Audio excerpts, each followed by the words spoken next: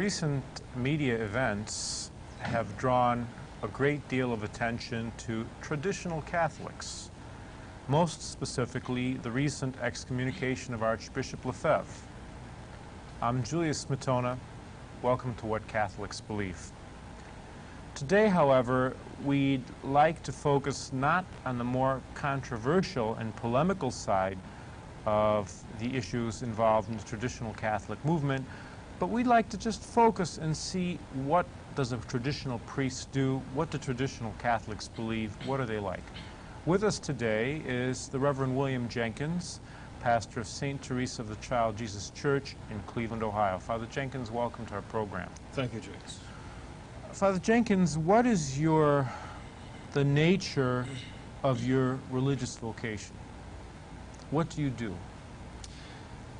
Well, on a day-to-day basis, of course, I offer the traditional Mass. I have my traditional breviary to pray. And beyond that, of course, perform the daily meditation and the spiritual reading and so on. But I have apostolic work to do beside that.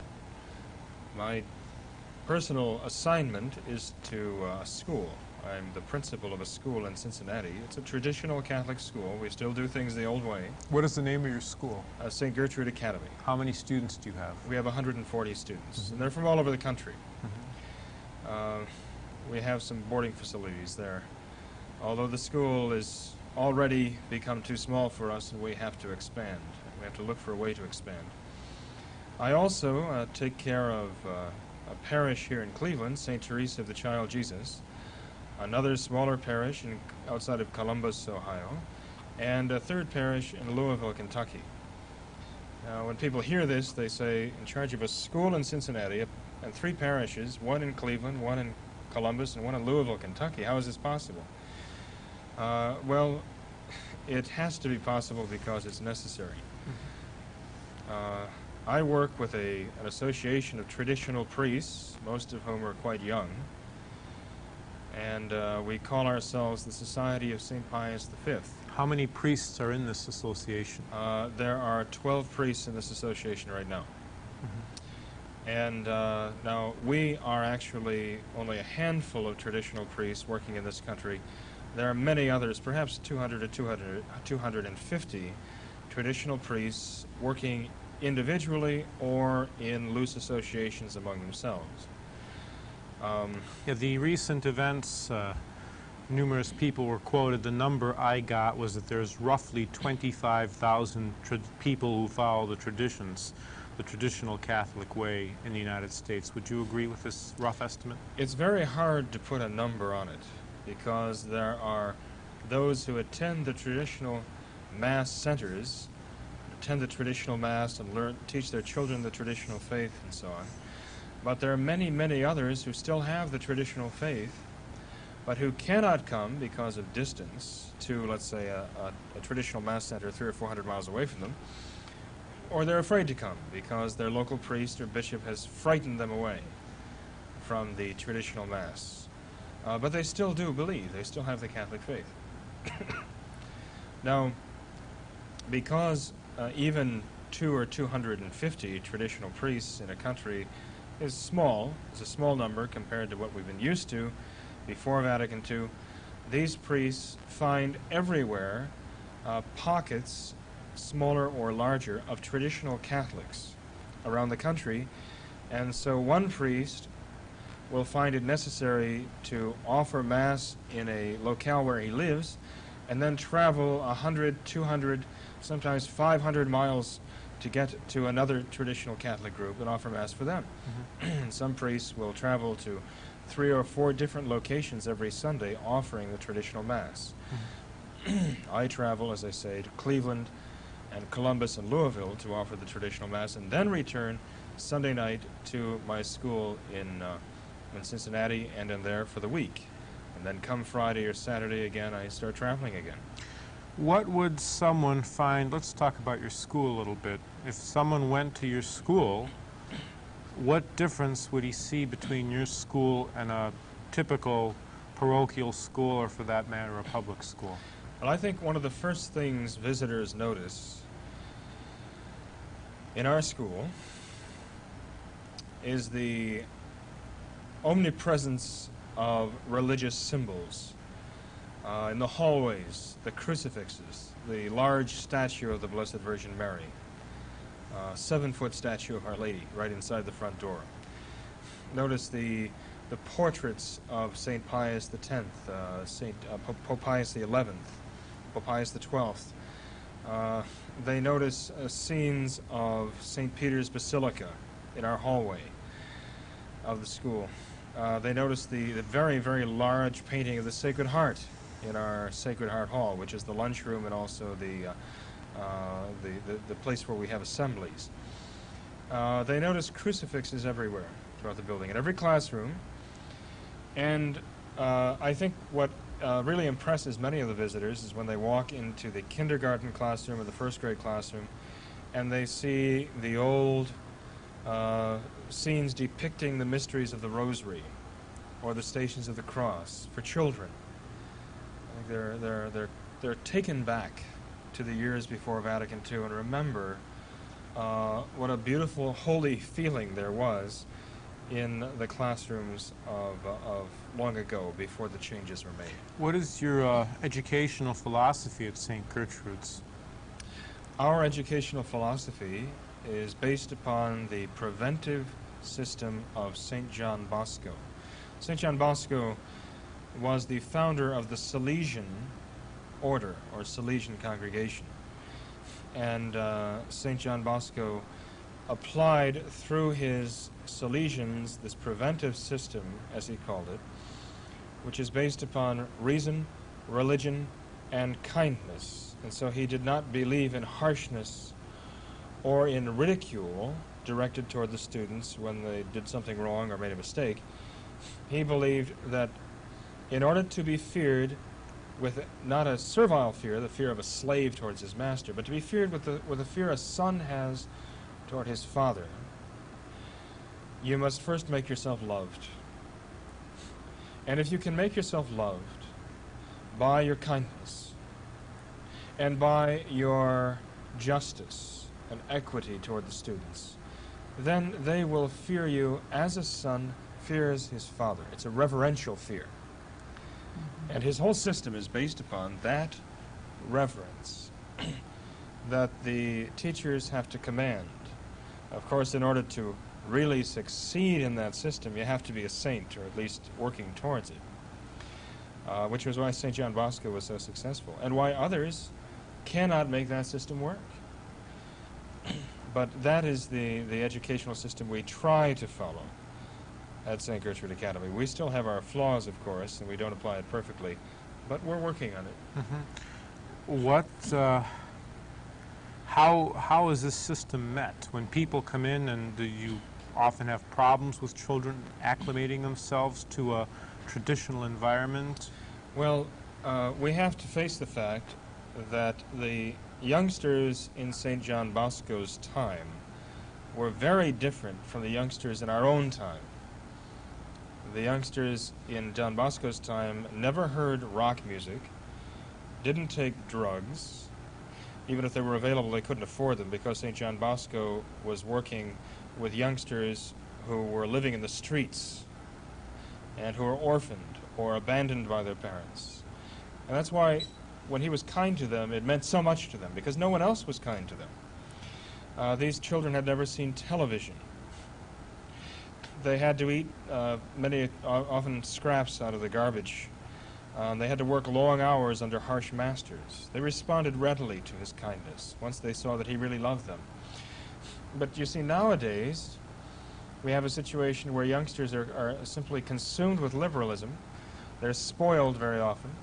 Their wildness is glorified by rock music and television and stereotypes that are given to them, role models that they follow. And so often, in trying to apply this preventive system, we are looked upon as the ogres because we expect them to follow rules. And nowadays, anybody who expects them to follow rules is a bad guy. So it's much more difficult now to appeal to the youngsters. We don't give them anything they want. We don't spoil them. And therefore, we're looked upon as the meanies. But anyway, we still have to try to appeal to what is best in the youngster. In any youngster you find, there's going to be some goodness there. And you have to appeal to that and try to bring the best out of them. And this is what the preventive system is all about, and that's what we're trying to do. What about in the chapels you service? What would someone who walked off the street find there as opposed to going down to the church down his street? What differences would he notice? Well, a first-time visitor to St. Teresa's, for example, our parish right here in Parma, I think would be first impressed by the silence. He'd walk through the door and he'd see people in the church, but they weren't talking, and they weren't laughing, and they weren't shaking hands or telling jokes. They would be either sitting in the pew reading or kneeling down, all facing one way, toward the tabernacle, which is right on the altar, front and center. And I think that silence would impress them, because very often when one walks into a modern church today, he finds the people laughing and shaking hands and having a grand old time. But you see, there's a theological reason for the difference. In the modern churches, their tabernacles are taken off to the side and put in a corner somewhere most often, and there's a table up front, and everybody's turned toward that table. And that's because they celebrate fundamentally a different kind of Eucharist than we do. When they say Eucharist, they mean the social Eucharist, the Eucharist of having good interpersonal relationships and interaction on a social level. You see, at St. Teresa's, when we say Eucharist, we mean the Holy Eucharist, not the social Eucharist, the Holy Eucharist. And that is why we have our tabernacle on the altar, and the altar's in the center. That's the focal point of attention. There's no table or ironing board up front or any structure like that to get in the way. And all attention is focused on the real presence of Christ, body, blood, soul, and divinity in the Blessed Sacrament, in that tabernacle, on that altar. What would they see once Mass begins? Once Mass began, they would see a priest with his back toward them, facing the altar just as they are. And they would hear the priest speaking in Latin. In nomine Patris et Filii et Spiritus Sancti, Amen. Intro ibo ad altare Dei, ad Deum qui laetificat juventud, Amen. That's what they would hear. For many of them, it would bring them back. Which says, I will go into the altar of God, the God who gives joy to my youth. Yes, exactly. That's the beginning of the traditional Mass. I will go unto the altar of God. Now, obviously, they can't say that in the new Mass because they don't have an altar anymore. They have a table. The old-timers, those who were Catholics before Vatican II, would recognize that, and it would just sweep them back years before. The new-timers, that is the youngsters who were raised in this new religion, which purports to be the Catholic religion, but is actually an impostor, would have no recollection of this whatsoever. They would consider this to be very strange and foreign. And this is what one thing I find very, very sad, is that when we have youngsters who consider themselves Catholics, are told that they are Catholics, come to the traditional Mass, and see the Mass, they have no recollection of it whatsoever. It's like they're totally cut off from centuries and centuries of Catholic life. The choir sings the Panis Angelicus, beautiful hymn, the bread, the angelic bread of heaven, meeting the Holy Eucharist. Catholics who'd been Catholics for 40 or 50 years would feel a certain welling up in their hearts of love. But the youngsters who come in for the first time would not recognize that hymn at all. It wouldn't mean anything to them at all.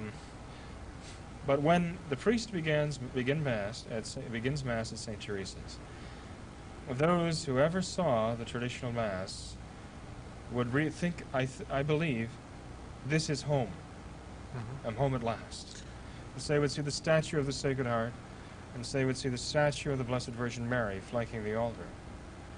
And they would look at those and they would say, I'm home at last, after a long exile. What about the method, say, of receiving the Blessed Sacrament? What would they notice upon coming in a church where you say Mass? Well, the priest turns to them with the consecrated host and says in Latin, "Behold the Lamb of God, behold him who takes away the sins of the world. Lord, I am not worthy that thou shouldst come under my roof, but speak only the word, and my soul shall be healed." And they say that 3 times. When you're saying they, the people say this, or the priest says this, or just... The priest says that, but this is the meaning. Speak but the Okay. word, and my soul shall be healed. Of course, the people are meant to be speaking that in their hearts with the priest, and each one applying it to himself. And then they come up and take their places kneeling at the communion rail. The priest comes down to them and gives them communion on the tongue. I will not place the host in the hand of anyone, but I place the host immediately on the tongue of the communicant, and the person then pauses for a moment, makes thanksgiving, and then goes back to his place. Now, before I give the host to someone, I face each one with a ciborium in my hand. That's the gold cup that holds the hosts. And I take a host for that person, and I make the sign of the cross in front of them, which is just like that person's own benediction. Remember the old benediction ceremony where the priest would take the monstrance and make the sign of the cross over everybody with the host? Well, that's what the priest does in the traditional Mass. He takes the host in his fingers and he makes the sign of the cross over each person. And he says, "May the body of our Lord Jesus Christ preserve your soul to everlasting life." And then he gives them the host. And he goes down the line and gives each one the host with his own personal blessing with the host. And he comes back and he just goes down the communion rail as many times as there are communicants. No lay distributors of communion? No lay distributors of any kind. No, the priest distributes every host that is given as Holy Communion. Why must they kneel? Why can't they stand or receive it in the hand? It's a simple form of reverence. A simple form of reverence. It's customary in the Latin Rite to place oneself on his knees, just as one used to in the old days before a great leader or a great powerful figure. We are saying that this is our king. By kneeling down, we are saying this is our king, and we kneel before him to receive him. What's in terms of personal behavior? What do you expect of your parishioners? How would the expectations you have of your parishioners differ from what is more generally expected of them? Well, obviously in church we expect them to show reverence and respect toward the Blessed Sacrament. When it comes to their comportment outside, we expect them to live up to their traditional Catholic faith. And the words of our Lord, "If you love me, you will keep my commandments." So we expect our people to keep the commandments. We as traditional Catholics are a minority right now and are looked upon with a certain amount of suspicion. In a liberal society which doesn't like to be tied down to anything set or fixed, we believe there is not only a law that is to be followed, but that there is a law that must be followed by everybody. It's an objective law. And so we're looked upon with a certain amount of suspicion as though we're some kind of fanatics because we believe in an objective truth, an objective order to which everybody must conform his will. That's why traditional Catholics must not only be decent people, but they must be very good people. They must be exceptionally good. They can't afford to give scandal by their anger. They have to be patient. They have to be kind. They have to be chaste, that is pure, in their conduct. Even more so, let's put it this way, they'll be held even more responsible for impurity or anger or selfishness and injustice because since they are traditional Catholics, they are scrutinized more closely by others who expect more from them. What about confessions? It seems that currently there's not such a great stress placed on confession. What about you and your apostolate? Well, I and all of the other traditional priests who travel Mass circuits, going everywhere we can, or let's say everywhere we're asked to go to take care of traditional Catholics, always hear confessions before Mass on a regular basis. I mean, there may be times when our plane is late arriving and so on, but on a regular basis, routinely, we will have a confessional And we will go there and hear confessions. And it will be a real confessional, where the people don't simply walk into a nice room with a plant and 2 chairs and say, "Hi, how you doing, Father?" But they come in behind the curtain, and they kneel down, and when the priest is ready for them, they say, "Bless me, Father, for I have sinned. It has been so long since my last confession," and sometimes it's a week, sometimes it's a year, sometimes it's 10, 20 years. It's very common nowadays. And the priest is accustomed to that, and he always tries to be helpful. And the penitent says, "I accuse myself of the following sins." And then the priest listens to what the penitent has to say. If the penitent needs help, the priest will go through the 10 Commandments with him and ask him specific questions. Well, did you do this? Did you do that? If so, how many times? As well as you can remember. And when it's done, the priest will say, well, give thanks to God for his mercy, make a firm purpose of amendment, to try to change the things that need to be changed to avoid committing these sins in the future, and ask the Blessed Virgin Mary to help you and give you the strength necessary to stand firm against these temptations. And then for your penance, could be the standard 3 Our Fathers, 3 Hail Marys, or whatever. And the priest then gives absolution while the penitent is making the act of contrition. That's the way confession used to be. That's the way it is when it's given by one of our traditional priests. One of the things which strikes me is that very often, or most of the time, when one sees a funeral mass, there are white vestments, and I believe it is now called the Mass of the Resurrection. That's right. What would a funeral mass be like in somewhere where you serve Mass?